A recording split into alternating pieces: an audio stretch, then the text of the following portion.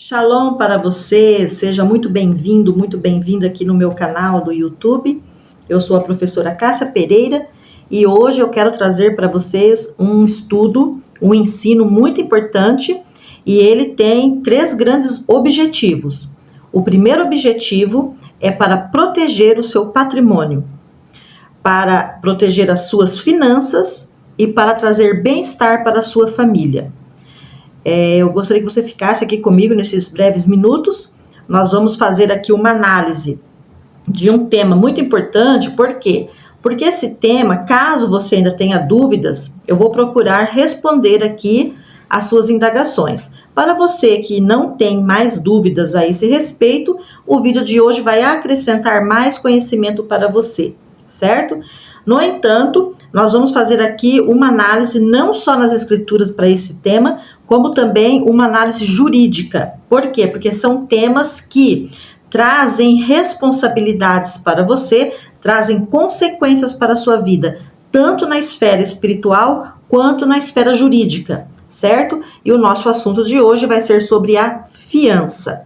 O que a Bíblia diz sobre a fiança? A pergunta é: a Bíblia lhe autoriza ser fiador de um terceiro? Bom, num primeiro momento aqui, eu quero dar para você o conceito de fiança. O que é uma fiança? Porque a fiança, ela tem características um pouco diferentes do avalista, tá? A fiança, ela te leva a uma profundidade mais, como é que eu diria assim, mais complexa e que tem aí fundamentos jurídicos bem relevantes, no qual você pode vir a responder futuramente caso você não cumpra com as suas obrigações, certo? Então, num primeiro momento, eu quero trazer aqui o conceito. O que significa fiança? Vamos aqui primeiro no vocabulário comum, no nosso vocabulário do português mesmo. Fiança é aquilo que garante o débito de outrem, colocando o seu patrimônio para lastrear a obrigação ora garantida. Então, veja, todas as vezes em que você se colocar como fiador, será o seu patrimônio quem ficará lastreado, vai ficar comprometido para responder à dívida daquele credor, daquele devedor, perante um credor, certo? Então, pelo nosso ordenamento jurídico, nós temos no Código Civil Brasileiro o Instituto da Fiança. Ele começa lá no artigo 818, salvo engano, e vai até o 839. Então, veja bem, são 21 artigos no Código Civil tratando sobre o Instituto da Fiança. A sua natureza jurídica, suas responsabilidades, como ela deve ser feita. Então, veja bem, é algo muito sério. São aí 21 artigos jurídicos abordando o tema, ok? No entanto, a Bíblia já abordou este tema há muito tempo atrás, já com Salomão, quando nem se existia o conceito, na verdade, jurídico e nem código civil para determinar essas responsabilidades.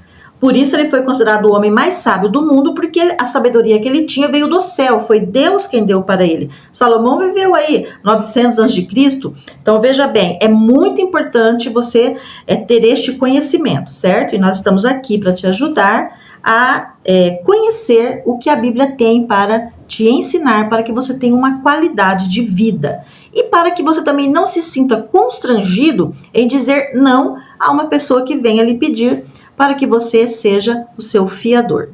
Vamos continuar. Vou fazer aqui um breve apanhadinho. Já nos tempos antigos, já nos primórdios, você passando pelo Egito, você passando aí pelos hebreus, por Israel, você passando até mesmo pelos romanos e até mesmo por outras civilizações, a fiança já estava presente. No entanto, existia uma característica muito complicada.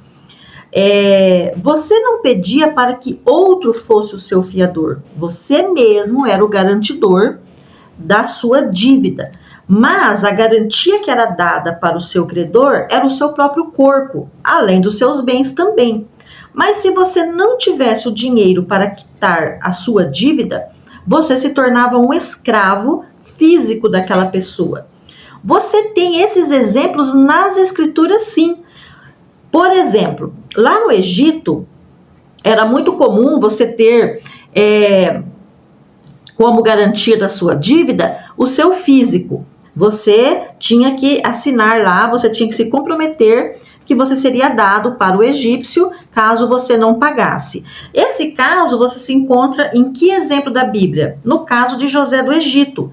Quando José do Egito era governador do Egito, houve uma grande fome na terra. Jacó manda os seus filhos para o Egito para comprar comida. Chegando lá, quando José reconhece os seus irmãos, os irmãos dele não o reconheceram, porém ele sim, ele ficou muitíssimo abalado. Como ele era filho de Raquel, não é? E era somente ele, Benjamim, os filhos de Raquel, o que aconteceu ali? Ele queria saber se Benjamim ainda estava vivo. E ele faz, então, uma jogada muito séria, porque ele conhecia os costumes do Egito. O que ele diz? Ele falou assim, vocês são espias, vocês não vieram aqui comprar nada não, vocês são espias. E ele os jogou na prisão por 3 dias, certo? E eles sempre batendo nessa questão, não, nós somos aqui filhos de fulano, viemos de tal lugar, viemos comprar comida, nosso pai tem dinheiro, eles já eram muito ricos também. Enfim, aí o que José faz? Então eu vou liberar vocês, porém eu vou deixar que um fique aqui preso. E ele prendeu Simeão.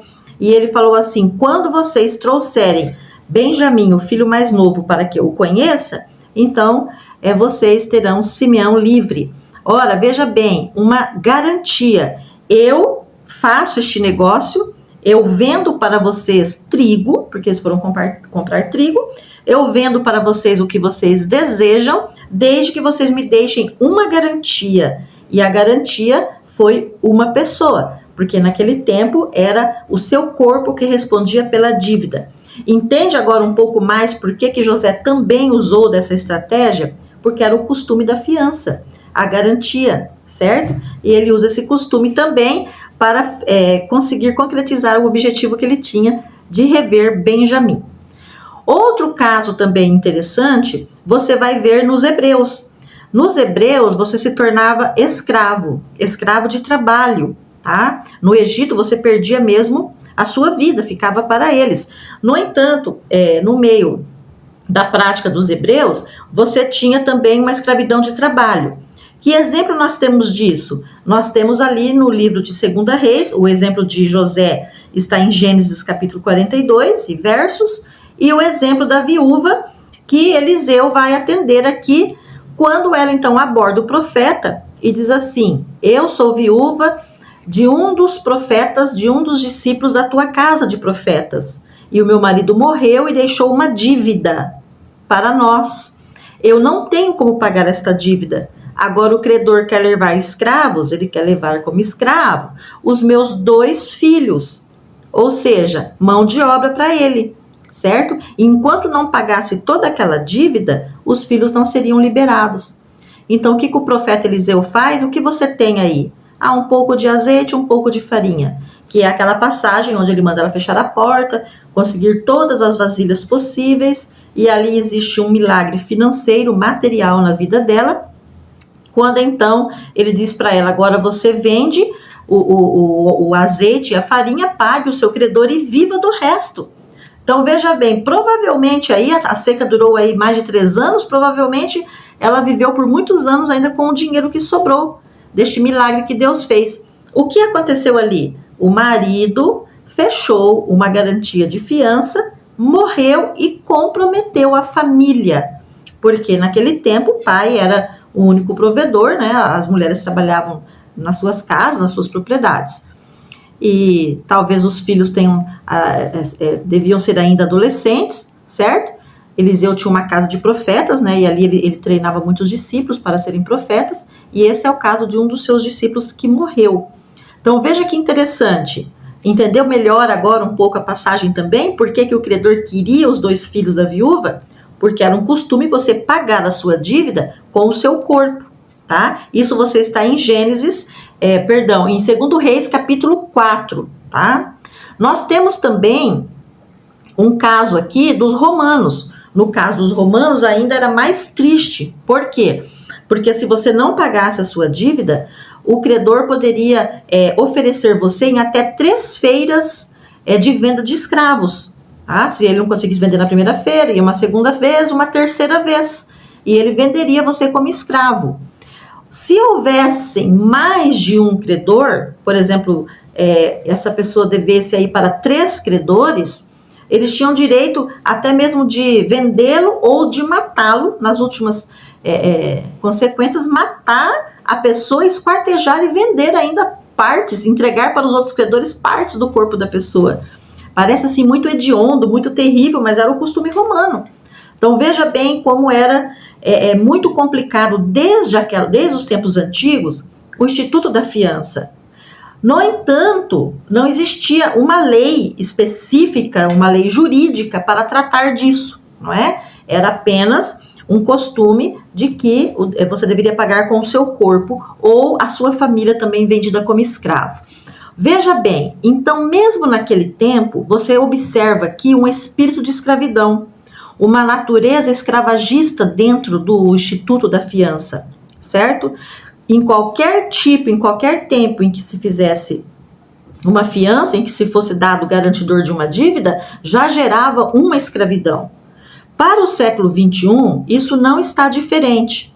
Agora, veja bem, hoje no século XXI, nós temos o Código Civil, evidentemente tratando desse instituto, não permitindo mais, lógico, no mundo moderno, que a pessoa seja dada como escrava. Apesar que aí, em algumas civilizações aí muito escondidas, tribais, pode até ser que aconteça, mas estamos falando de uma sociedade civilizada, onde as leis estão aí regendo, né, os governos. Então, muito bem, o seu corpo não é entregue mais, os seus filhos não são entregues mais, de físico. No entanto, agora o que responde, o que garante a sua fiança, você como fiador, é o seu patrimônio. Ora, mas veja bem, se você chegar a perder o seu patrimônio, você também vai gerar uma escravidão. Você vai gerar a escravidão agora sobre a sua família. Você gera uma escravidão sobre você mesmo, sobre você mesma e também sobre a sua família. Principalmente se você chegar a falecer e deixar essa situação pendente. E mesmo que você viva, você pode perder tudo aquilo que você construiu. Agora, eu te pergunto, o que a Bíblia fala sobre isso? Ela diz para você ser ou não ser um fiador? Ela te respalda nessa decisão? Ela te autoriza ou não? Vamos ver o que Salomão falou? Nós estamos no livro de Provérbios, capítulo 22, no verso 26 e 27. Ele disse assim: não estejas entre os que se comprometem e entre os que ficam por fiadores de dívidas. Pois se não tens com que pagar, deixarias que te tirassem até a tua cama de debaixo de ti? Então veja, vou numa segunda tradução agora, que é uma tradução judaica bem original. Diz aqui: não seja como aqueles que dão penhores, garantindo os empréstimos feitos a outros. Porque se você não tiver com o que pagar, eles tomarão a cama em que você dorme. Salomão está dizendo aqui, Salomão está lhe aconselhando a não se colocar como fiador de ninguém, certo? Por quê?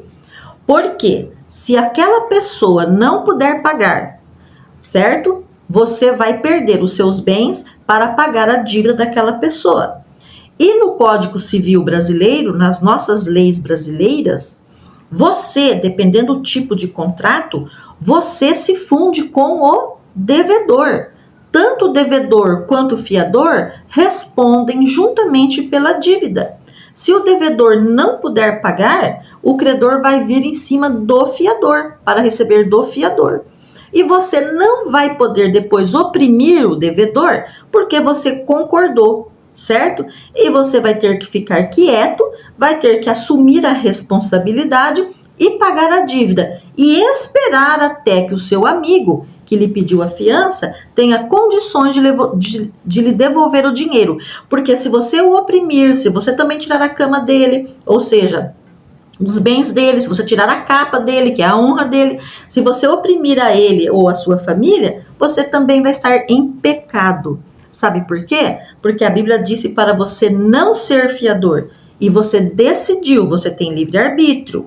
A Bíblia está aconselhando, se você quiser ser, tudo bem. Tenha sempre em mente, muito claro, as responsabilidades desta decisão. Nós temos pessoas em família, nós temos amigos, tem pessoas que são muito ricas, têm um alto patrimônio, podem garantir, né, uma dívida sua, certo? Mas se você também não pagar, você entra em desonra com aquele que foi o seu fiador. Quais são as consequências de uma fiança? Eu fiz até aqui algumas anotações, tá? Porque a fiança, a natureza dela é uma natureza que gera uma escravidão, certo? Se ela gera uma escravidão, ela gera a escravidão do compromisso, porque a Bíblia diz que aquele que se colocou, é aquele que tomou emprestado, ou que ele se tornou escravo daquele que emprestou. O que tomou emprestado se tornou escravo, mas aquele que se tornou fiador também, porque ele também é o devedor solidário junto com ele. E você pode ser fiador tanto na pessoa física quanto na pessoa jurídica. Tem pessoas que ela não se coloca como fiador, mas coloca a empresa dela como fiadora, certo? E você está comprometendo os bens da sua família também. Você também está gerando um desconforto e assumindo uma responsabilidade que pode ser muito danosa no futuro, certo? Vamos ver aqui. No caso aqui, implicações da fiança. Compromete o seu patrimônio, traz contenda para o seu casamento, porque a hora que a situação pegar de verdade, as brigas vão começar. A esposa pode falar, eu disse para você, eu pedi para você que não poderia, eu fui contrária, apesar que a esposa tem que assinar junto, né? Mas às vezes o marido ou a esposa, um cônjuge pode convencer o outro, vai começar a jogar na cara um do outro toda aquela situação, vai trazer problemas para o seu casamento, com certeza vai trazer, sabe? Terceira situação, rouba sua paz. Já comprometeu o equilíbrio do lar, já comprometeu a paz do lar, por causa do medo, da situação, da discussão. Destrói amizades, porque lógico, o fiador, ele pode até pagar, mas o que ele vai fazer? Vai ficar chateado, vai dizer para o amigo que ele não honrou com a palavra dele, que quando ele precisou dele, ele serviu, certo? Ora, é verdade, mas você decidiu fazer isso, certo? Então, você também depois não pode reclamar. Vai ter que honrar o contrato. Porque perante os céus, você também vai estar em pecado. Certo? Porque você também cai numa desonra financeira e numa desonra moral. Ok? E por último, você passa a ser um escravo. Por que você passa a ser um escravo? Mesmo que não tenha sido você quem tenha feito o empréstimo, a partir do momento que você deu a fiança, deu a sua garantia e envolveu o seu patrimônio, você também passou a ser escravo, porque pela lei civil, pela lei dos homens, aquele que empresta aquele que se põe por fiança, se torna um devedor solidário, ou seja, tanto o devedor quanto o fiador responde pela dívida. Então, para resumir aqui essa nossa breve instrução, eu quero dizer para você o seguinte: Deus deu livre-arbítrio para os homens tomarem as suas decisões. No entanto, o objetivo do nosso canal é para que quando você for exercer o seu livre-arbítrio, você tenha conhecimento bíblico e também civil daquilo que você está fazendo. Porque ao ter um conhecimento completo das Escrituras, você vai poder tomar uma decisão correta. Você vai poder dizer sim ou não. A Bíblia está orientando a você dizer não, a você falar não, não vou ser fiador, mesmo que seja pessoas muito próximas, porque é melhor você manter a amizade, o equilíbrio familiar, do que você destruir tudo por uma decisão, às vezes até mesmo precipitada. No entanto, se você decidir ser, a Bíblia também não vai dizer que você não possa decidir, Deus não destrói teu arbítrio. No entanto, se você decidir ser, saiba que você está assumindo toda uma probabilidade, toda uma situação que pode ocorrer no futuro e que vai comprometer patrimônio, finanças, casamento e o bem-estar da família. Porque você vai ter que pagar aquilo pelo qual você se colocou como garantidor. Portanto, a Bíblia diz, seja o teu falar sim, sim, não, não. Se você disser sim, você não vai poder reclamar. Se você disser não, mantenha a sua palavra. e você não só cumpriu a Bíblia, mas como você manteve também o bem-estar da sua casa. Espero que o estudo de hoje tenha lhe servido. Shalom, até o nosso próximo encontro. Se você ainda não é inscrito no canal, se inscreva aqui para ofertar no nosso canal, é uma contribuição. Quando você se inscreve no canal onde você tem, onde você recebe instrução bíblica, você está ofertando também numa terra fértil, certo? Então se inscreva no canal, deixe o seu like, porque daí o YouTube entende que o tema é importante, ele pode remeter o tema para outras pessoas que estão precisando dessa resposta. Compartilhe com pessoas as quais você sabe que está em dúvida nessa situação, que você tenha conhecimento que esteja passando por isso, que está até perdendo o sono, pensando se decide, se aceita, se não aceita, ok? Ali nas opções, quando você se inscrever, clica ali no sininho, aceite ali a opção todas, porque daí todas as vezes em que sair uma aula minha, você vai ser notificado pelo YouTube. Nós temos aqui no canal, a partir do ano de 2025, a partir do mês de janeiro de 2025, aulas 3 vezes na semana. Toda terça, quarta e quinta vai estar saindo aqui ensinamentos para você, certo? Muito obrigado pela sua atenção. Espero que você tenha sido abençoado. Shalom e até o nosso próximo encontro, se Deus quiser.